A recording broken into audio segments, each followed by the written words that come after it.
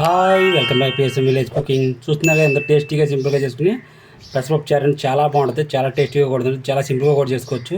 అందులో ఈ వేసవకాలం మన బాడీకి అయితే బాగా చలవ చేస్తుంది, చాలా బాగుంటుంది. ఈ తక్కువ టైంలో అయిపోతుందండి, మినిమం ఒక హాఫ్ అన్ అవర్ అలా అయిపోవచ్చు.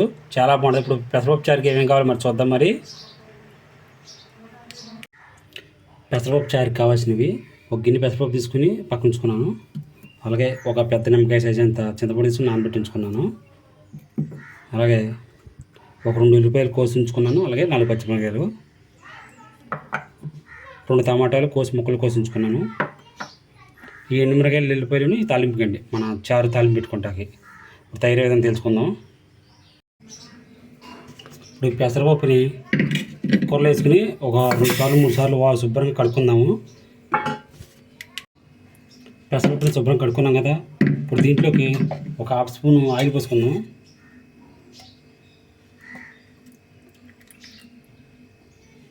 అలాగే ఒక హాఫ్ చెంచాడు పసుపు, అలాగే 2 రెమ్మలు కరివేపాకు కూడా వేసుకుందాం.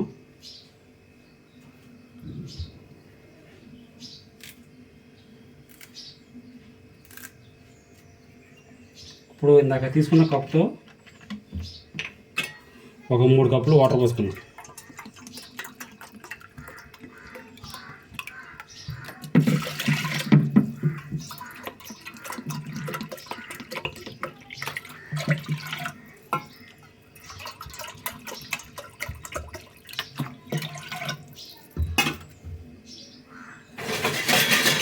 ఇప్పుడు మొత్తం పోస్తున్నాం కదా, ఇప్పుడు పెసరపప్పును ఒక 10 నిమిషాల పాటు ఉడకబెట్టుకుందాం. కుక్కర్లో వేసుకుని ఉడకబెట్టుకుందాం.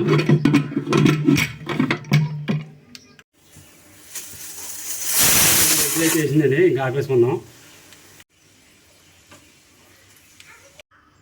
కుక్కర్ ఆవిరంతా చల్లారిపోయింది. ఒకసారి మూత తీసి చూద్దాం పప్పు ఎలా ఉందో. పప్పు మొత్తం శుభ్రంగా ఇదైపోయింది, మెత్తగా అయిపోయింది. ఇప్పుడు దీంతో కొద్దిగా గట్టుకున్నది ఇలా కలిపి టమాటాలు పచ్చిమిరపకాయలు ఉల్లిపాయలు కూడా దీంట్లో వేసాను. వేసి మొత్తం కలిపేసాను. చూసారుగా, చాలా బాగుంటుంది, చాలా టేస్టీగా కూడా ఉంటుంది.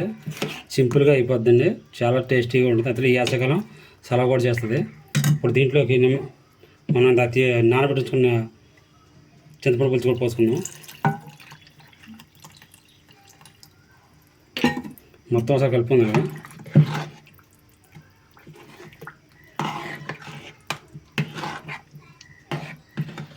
ఇప్పుడు దీంట్లో టేస్ట్ సరిపడంత ఉప్పు వేసుకుందాం.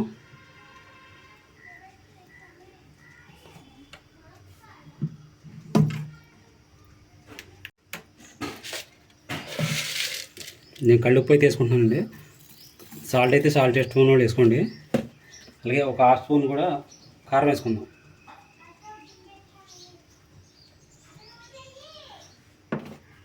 మొత్తం ఒకసారి కలుపుకుందాం.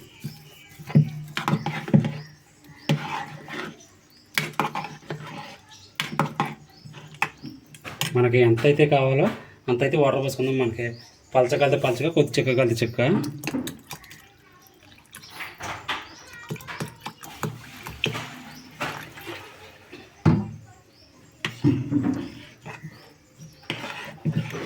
ఇప్పుడు ఒక 10 నిమిషాల పాటు ఈ పెసరపప్పు చారుని మరగనిద్దాం.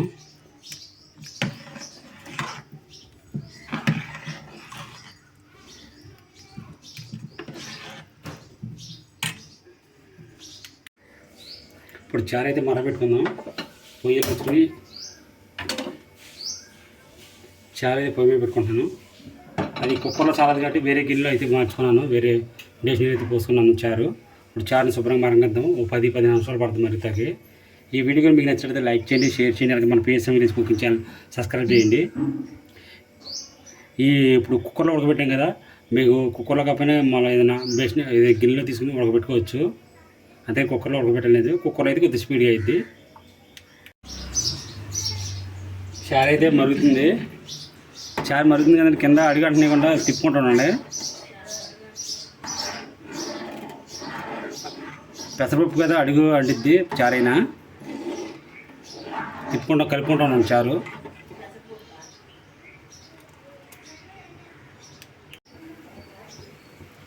చారు అయితే బాగా మరుగుతుందండి, బాగా మరగనిద్దాం.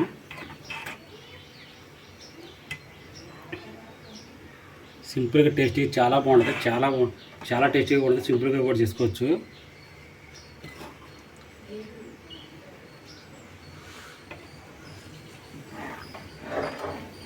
ఈ వీడియో మీకు నచ్చినట్లయితే లైక్ చేయండి, షేర్ చేయండి. అలాగే మన PSM village cooking channel subscribe చేయండి. మీకు ఇంకా తప్పకుండా ట్రై చేయండి. ఎలా వచ్చింది కామెంట్ బాక్స్లో కామెంట్ అయితే చేయండి. అలాగే మీకు తెలిసిన రెసిపీలు ఏమైనా కామెంట్ చేయండి, నేను తప్పకుండా వాటిని కూడా ట్రై చేస్తాను. చారుని అయితే మరగనిద్దాం. చారు అయితే మరిగిపోయినండి. ఇప్పుడు తాలింపు అయితే వేసుకుందాము. చారుని సిమ్లో పెట్టి ఉంచుకుందాము.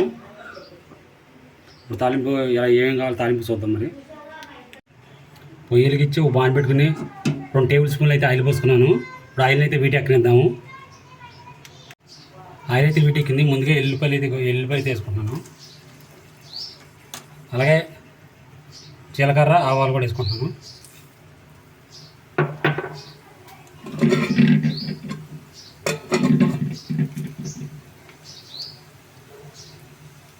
తాలింపు మాండ కూడా వేసుకున్నాను.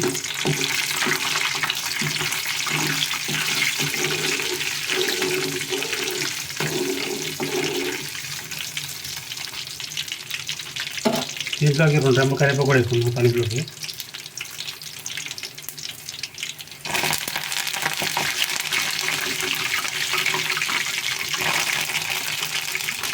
అలాగే ఒక 1/2 స్పూన్ ఇంగువ కూడా వేసుకున్నాం. మొత్తం కలుపుకున్నాం.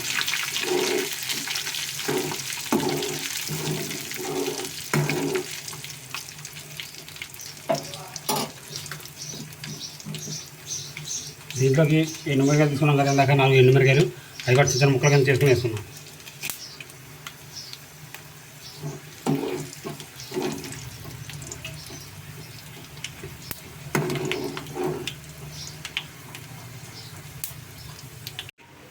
తాలింపు అయితే అయిపోయిందండి. ఇప్పుడు చారులో తాలింపు అయితే పోసుకున్నాం.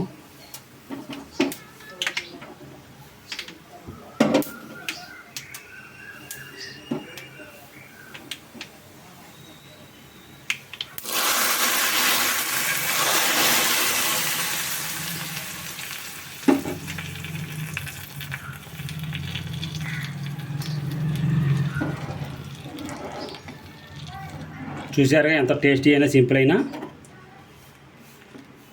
చారు అయితే రెడీ అయిపోయింది. ఎంతో సింపుల్గా చేసుకోవచ్చండి. పెసరపప్పు చారు చాలా బాగుంటుంది, చాలా టేస్టీగా ఉంటుంది. మీకు కావాలంటే చిక్కగా చేసుకోవచ్చు, పలచగా చేసుకోవచ్చు. నేను కొద్దిగా పలచగా పెట్టుకున్నాను. మీకు చేసుకున్న దాన్ని బట్టి ఉంటుంది. ఈ వీడియో మీకు నచ్చినట్లయితే లైక్ చేయండి, షేర్ చేయండి. అలాగే మన PSM village cooking channel subscribe చేయండి. చూస్తున్నారు చాలా సింపుల్గా, చాలా టేస్టీగా ఉంటుంది. తప్పకుండా ట్రై చేయండి. అలాగే మన ఛానల్ తప్పకుండా లైక్ చేసి షేర్ చేసి అలాగే మన ఛానల్ సబ్స్క్రైబ్ చేసుకోండి. చూస్తున్నారు కదా. Thank for watching. బాయ్.